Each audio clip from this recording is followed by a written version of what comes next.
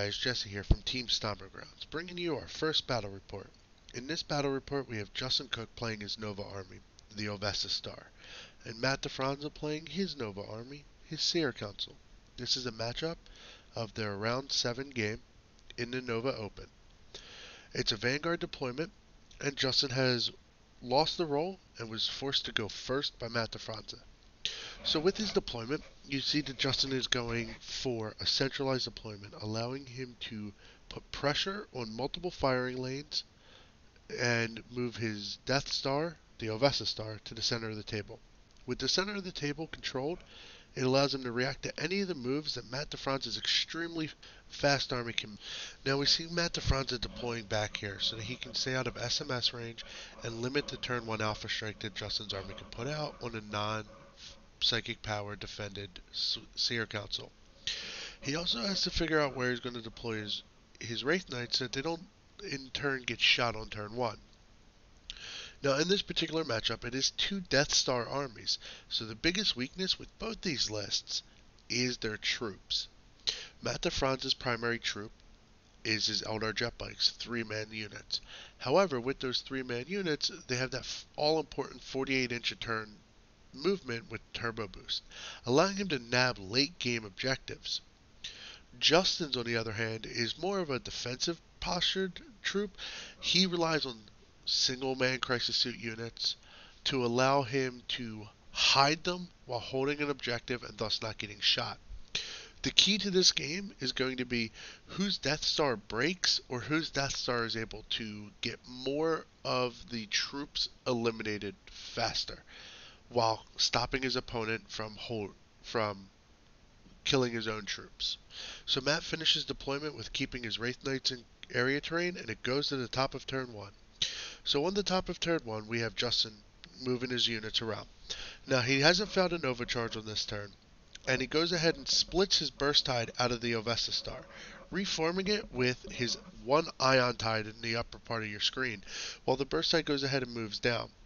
Then, when they proceed into the shooting phase, Justin unloads all of his Sky Rays and his Death Star, but otherwise uneventful. On Defranza's turn 1, he goes ahead and casts Psychic Power. He failed Protect, but got Fortune up. Feeling that he could be quite aggressive in this motion, he goes ahead and moves the Seer Council up, then turbo boosts them, in order to give himself a real inaggressive face and try to dictate the pace of the game, but simultaneously keeping fire from his Wraith Knights, allowing them to take pot shots, hopefully killing a Riptide. Turn 2 doesn't start out as planned for Justin. All of his reserves come in. That leaves him very vulnerable. So in order to protect him, he deep strikes his crisis suits into the corner ruins so they can't be seen, and then lines the table edge with his Kroot warriors. The reason he lines the table edge with his Kroot is so that he can force the Dark Eldar warriors to come in into SMS range and line of sight for Interceptor, since First Blood matters in this mission. 1 Ion Tide fails its Nova charge, while the Ovessa Star moves into position to set up a shooting into charge attack on the Farseer Council. With the Council in range, SMS unloads from 1 Skyray, and then the rest of the shooting combined manages to kill off a second Warlock. So 2 Warlocks die in the shooting phase. Then we go into the most important part of the game, according to Justin, his assault on turn 2 into the with the Ovessa Star.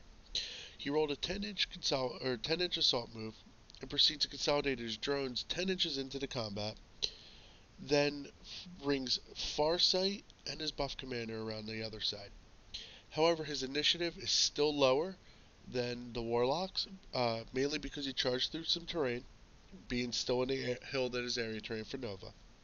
So the Warlocks went ahead and piled him. So Matt Defranza took his time piloting who he wanted, where he wanted. Since not everybody was able to get in range, he was given a little bit of play there. But more importantly, his Shard Sayer, his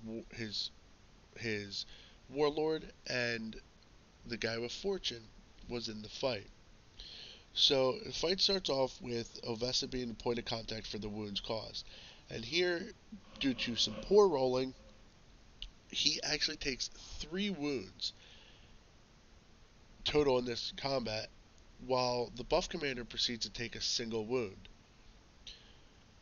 So it's Justin's turn back for attacking, and between Farsight, Ovessa, and the other Ion Tide, and 7 combined rolls of a 1 by Matt Defranza, Defranza actually loses several Warlocks and his Shard Farseer, making the unit no longer fearless, no longer have Fortune, and giving up Warlord, breaking it from combat, and thus moving into bottom of turn 2. So in the bottom of turn 2, Matt goes ahead and ends up having some of his own reserves come in, including 3 units of jet bikes, and proceeds to play the game of, I'm behind, but if I kill your troops, you can't beat me in objectives. So with this in mind, he brings in a large portion of his bikes, over on the one side to kill off troops. He brings in his swooping hawks, which also come in down behind the same corner ruin by the rip. We will also see Matt Defranza's Azerman Wraith Knight proceed down to combat a unit of the crew, while his other blue Wraith Knight will move forward to kill the other crisis suit that is behind the ruins. At least that seems to be the goal. Now, with all of this, there's still, what do you do with the Seer Council? Or what's left of it? So we have the council here. It's kind of badly bruised, but it can still more than capable of killing Croods, hunting things like Riptides and all that. So when in the shooting phase, we have the Wraith Knight killing a crisis suit. We also previously saw the unit of bikes killing the other crisis suit, leaving the Wraith Knight over here to charge into the crew, pluck a couple out from combat, and then break them, but didn't quite catch them. The crew still got away. The Wraith Knight will consolidate forward to kind of keep pressure on and be able to reassert itself back into the middle of the battle, because the last crew squad is actually going to be cleaned up by the Seer Council, doing a multi-assault of the crew and the Riptide. Now, the reason he multi-assaulted the crew and the Riptide is, he's not necessarily going to kill the Riptide in combat. However, he will kill swaths of crew, allowing the Riptide to then lose combat by a lot, break, and get run down by the initiative 7 or 8 Baron. And that's exactly what will happen here, netting Matt the destruction of 4 of Justin's troops. So on turn 5, it kind of gets a little bit more hairy of a game. Justin now has to react. He's down 4 out of 5 troops, so he now has to try to go into cleanup mode, trying to take out as many troops as he can while eliminating the threats on the board, because you can't ignore Wraith Knights. Wraith Knights are still very dangerous. So the best way of killing some of these Eldar jet bikes with their speed, their armor save, the fact that it can hide, is just shooting SMS at them. So we had Justin shoot his SMS and his crisis suits killing 1 jet bike from a unit, forcing it to flee off the table 7 inches, and allowing him to reposition, as the other jet bikes didn't really take many hits. So in the assault moves, he jumps back to the middle of the table, kind of consolidates himself, trying to protect himself.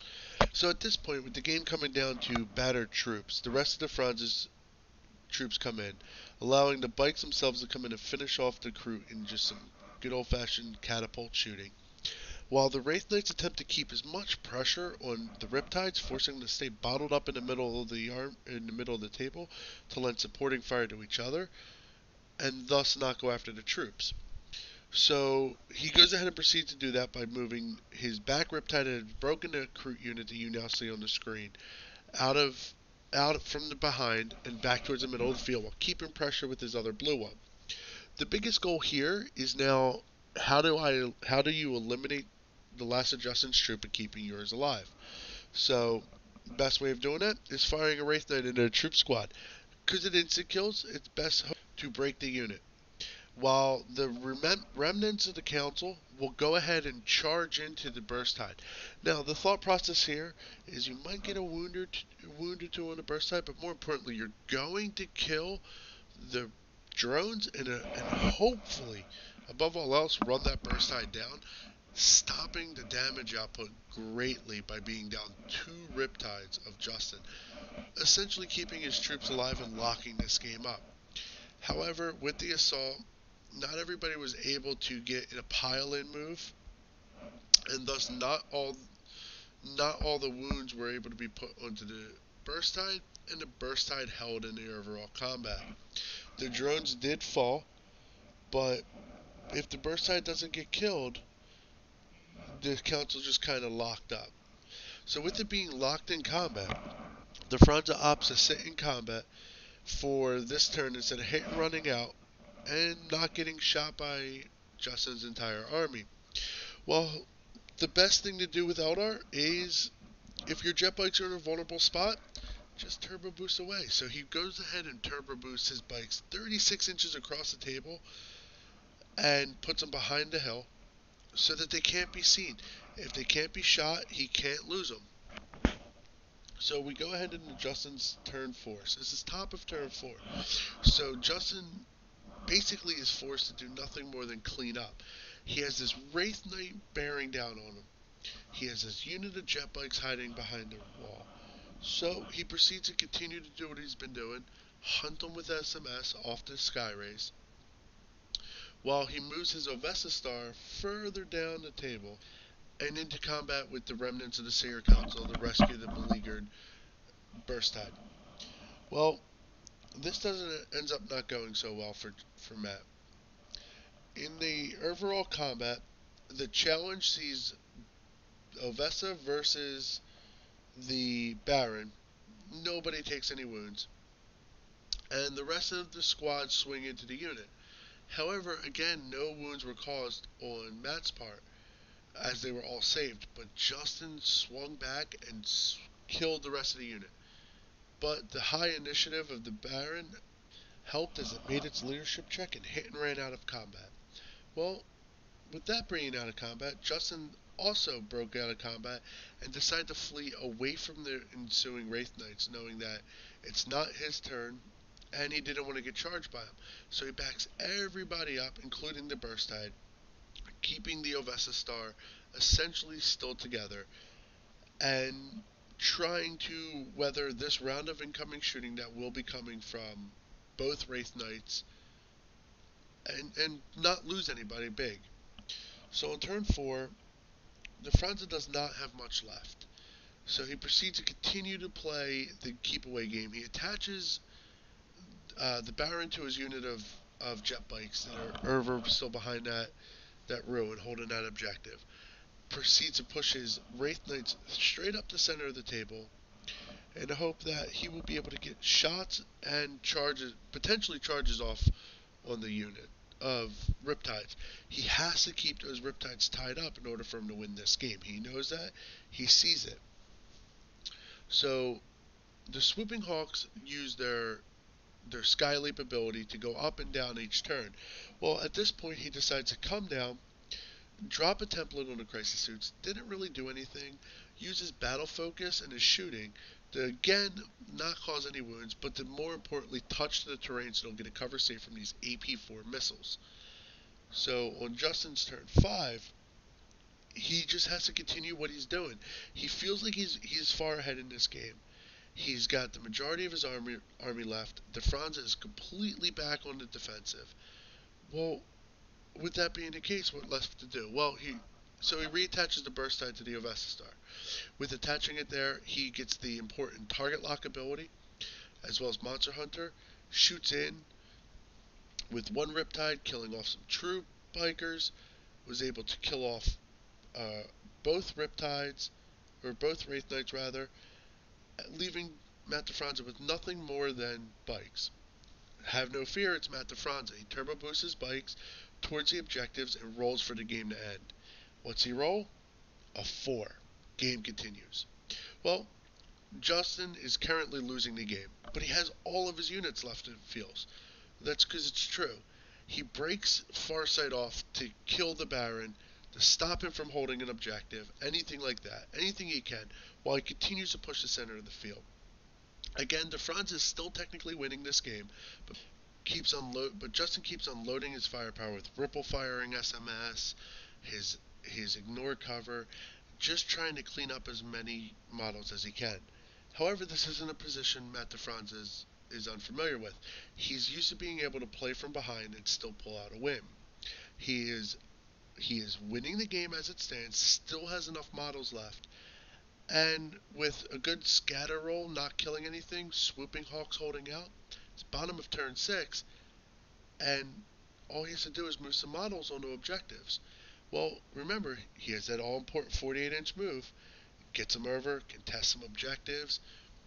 Even though the swooping hawks now fall in this combat on turn 6, that lone biker is still there. Well, time to roll the game. And a 5. Game continues. That sealed the deal for Matt.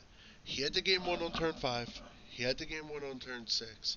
However, there's 5 Eldar Warriors and 1 Eldar Guardian Jet Bike to be cleaned up.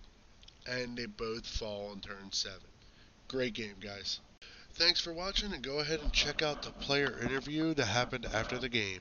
The link will be below.